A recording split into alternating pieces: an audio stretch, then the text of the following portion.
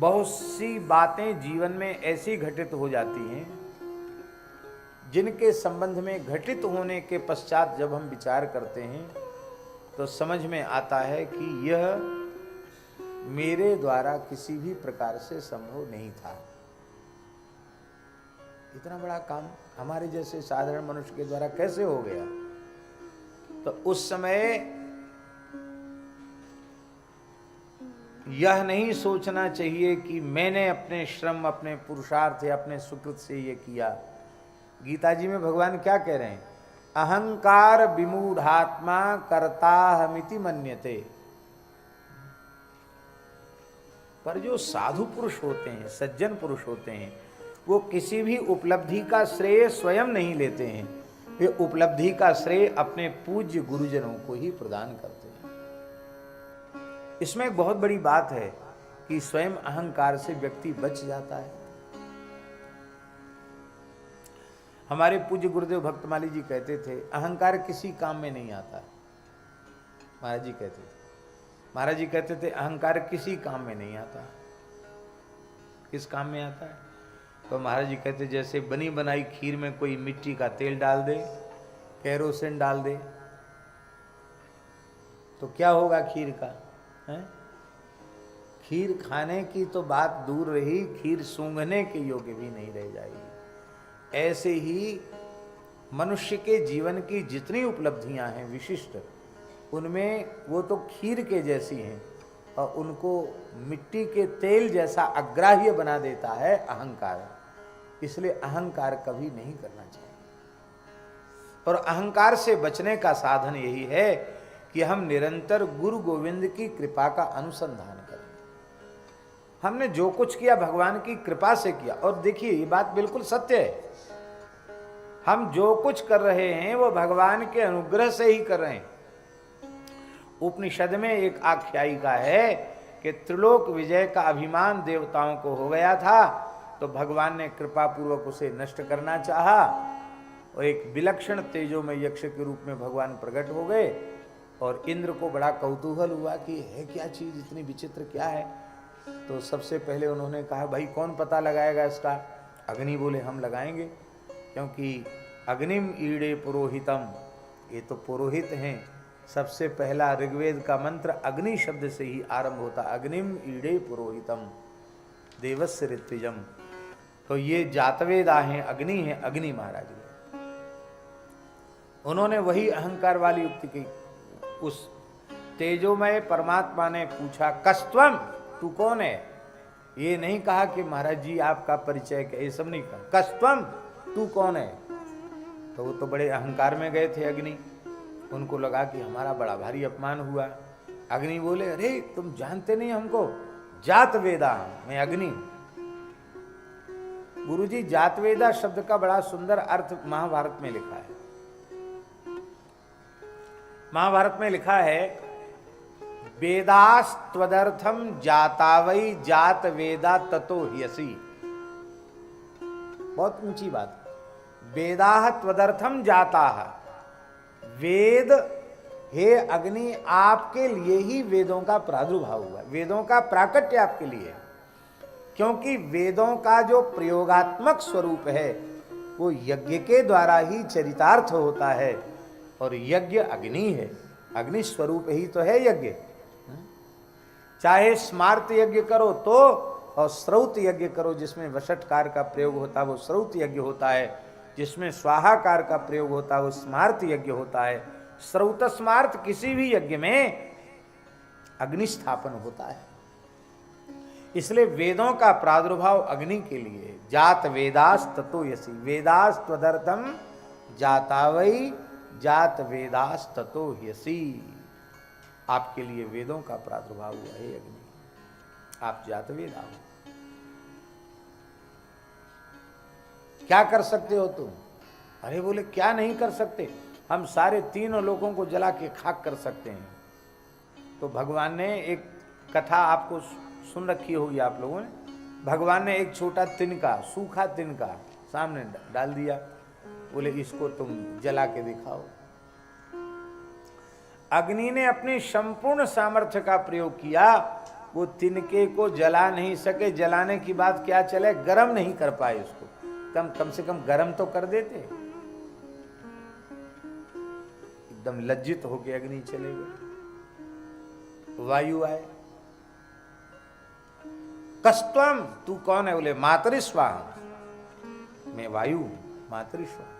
अच्छा क्या कर सकते? बोले बलवानों में मैं सबसे बलवान हूं, प्रचंड प्रभंजन हूं, सारी धरती को सूखे पत्ते के समान उलट सकता हूं, बड़े बड़े पहाड़ों को सूखे पत्तों के जैसे उड़ा सकता हूं, इतनी सामर्थ्य है मुझ में। अरे बोलिए धरती पहाड़ पीछे उड़ाइयो, ये तिनके को उड़ा के दिखाओ, तिनका नहीं उड़ा सकता। सब देवता जब समझ न सके उस विलक्षण तत्व की महिमा को और वे निराश होकर आ गए, तो इंद्र गए तो वह विलुप्त हो गया, अंतर्धान हो गया, तिरोहित हो गया। क्यों? कि इंद्र को ज्यादा अहंकार था त्रिलोक विजय का, तो इंद्र के अहंकार को चूर करने के लिए वो अंतर्धान हुए कि जिनको तुमने भेजा उनको तो हमने बात करने लायक भी समझा, जो कुछ हुआ मेरी कृपा से हुआ, उसको तुमने अपनी स्वतंत्र उपलब्धि मान लिया, तो तुम्हारे जैसा अपराधी तो बातचीत करने लायक भी नहीं। इंद्र को बड़ी लज्जा हुई कि अरे हमको उस विलक्षण तेजोमय महापुरुष ने संवाद के योग्य भी नहीं समझा। इंद्र को लज्जा हुई, आकाश में भगवती पराम्बा उमा भगवती प्रकट हुई और उन्होंने इंद्र को अहंकार शून्य होने की प्रेरणा प्रदान।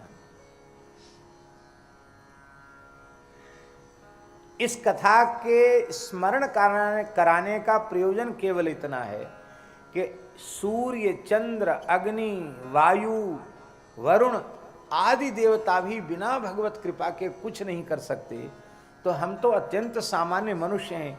हमारे द्वारा जो कुछ किया गया वो भगवान के अनुग्रह से हुआ, गुरुजनों की कृपा से हुआ, संतों की कृपा से हुआ, भगवान की कृपा से हुआ। ऐसा यदि हम अपने आप में अनुभव कर लें तो अहंकार से उत्पन्न होने वाले जो प्रचंड दोष हैं उन दोषों से हम बच जाएंगे। सारे दोष अहम और मम से ही उत्पन्न होते हैं, और अहम और मम की जोड़ी है। अहम होगा तो मम होगा, मम होगा तो अहम होगा, और अहंकार ममकार से जब जीव बच जाता है तो मरने के बाद मुक्ति की आवश्यकता नहीं, जीते जी मुक्त हो जाता है, जीवन मुक्त हो जाता है। कितना बढ़िया हुआ है। वाल्मीकि रामायण में हनुमान जी कह रहे हैं रावण से, राम जी के बारे में, रावण जिसे तू मनुष्य कह रहा है वो राम जी कौन हैं? तो हनुमान जी का वचन है वाल्मीकि रामायण सुंदरकांड में, कर्ता कारयिता च सः। हनुमान जी कह रहे हैं राम जी कर्ता भी हैं और कारयिता भी, करने वाले भी हैं और कराने वाले भी भगवान ही।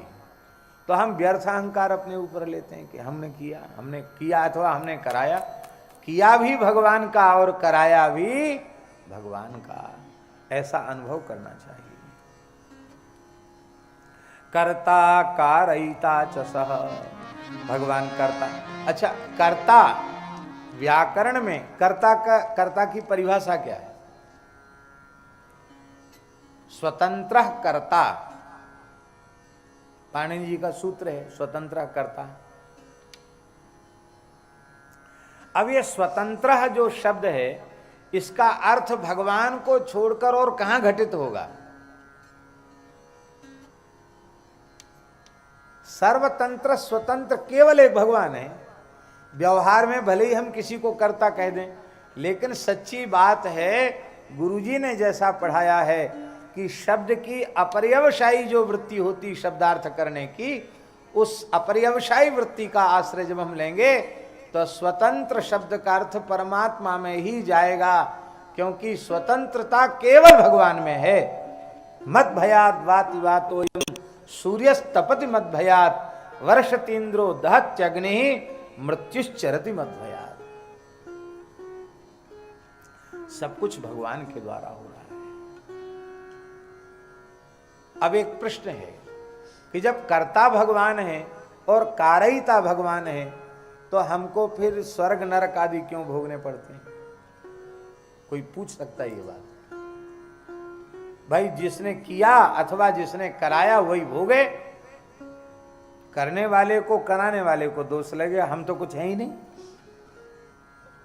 अच्छा काम हो तो स्वर्ग भी परमात्मा ही भोगे, और कुछ अनुचित कार्य हो जाए तो नरक भी परमात्मा ही भोगे।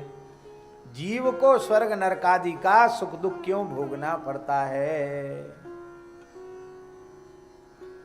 बड़ा जटिल प्रश्न है ये, और इसकी आड़ में लोग बहुत ऊटपटांग काम करते हैं। लोग कहते हैं अरे ये सब करने कराने वाले भगवान है, भगवान की इच्छा से कर दिया। ऐसा भी लोग कह देते हैं करने वाले लोग। पत्ता भी बिना भगवान की इच्छा के नहीं हिलता, तो जो कुछ हुआ भगवान की इच्छा से हो गया। इसमें भी क्या है विशेषता भैया जी, अच्छा काम तो हमारे द्वारा हो गया, हमारी इच्छा से हो गया, और कुछ गड़बड़ हो गया तो भगवान की इच्छा से हो गया। तो ये भेद क्यों रखते हो कि अच्छा तो हमने किया और जो अनुचित हो गया वो भगवान की इच्छा से हो गया? ऐसा क्यों सोचते हो? सच्ची बात यह है कि जिस क्षण जीव हृदय से यह स्वीकार कर लेगा कि भगवान कर्ता भी हैं और कारयिता भी हैं, उसी समय वह पुण्य पाप की जंजीर से मुक्त हो जाए। फिर वह भगवान के हाथ का खिलौना बन जाएगा, भगवान के हाथ का उपकरण बन जाएगा। फिर भगवान ही उसके शरीर के द्वारा कार्य करेंगे, वह व्यक्ति कार्य करने वाला नहीं होगा। महापुरुषों के द्वारा भगवान ही काम करते हैं, भगवान का उपकरण बन जाते हैं महापुरुष, और भगवान उनके द्वारा बड़े बड़े कार्य कर देते हैं। पुण्य पाप के बंधन में नहीं रहते।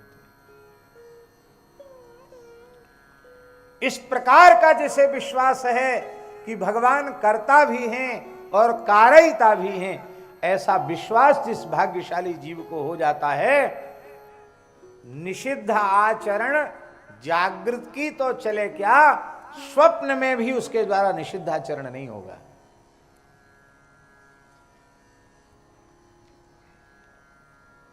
ये पहचान है उसकी।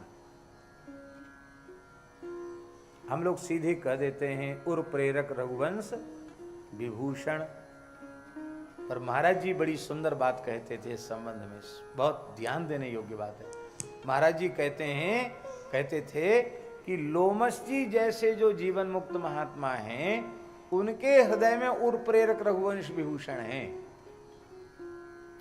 अन्यथा पापी के अंतःकरण में निषिद्ध कर्म करने की प्रेरणा उसके पापमय संस्कार ही करते हैं,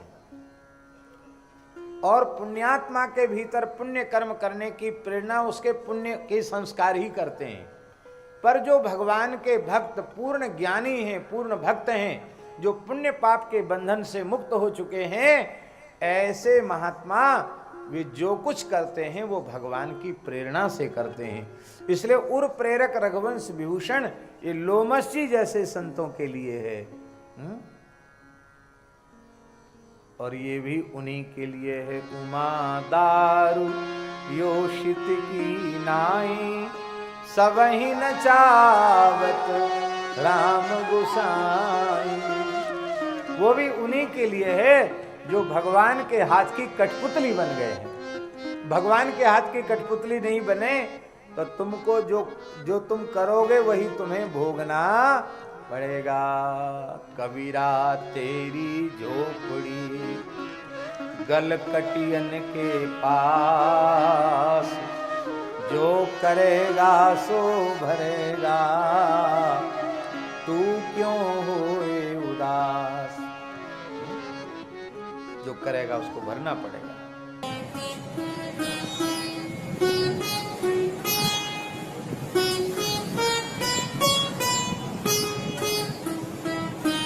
श्री सीताराम प्रतिदिन सत्संग एवं दर्शन के लिए श्री महाराज जी के ऑफिशियल चैनल को जरूर सब्सक्राइब करें।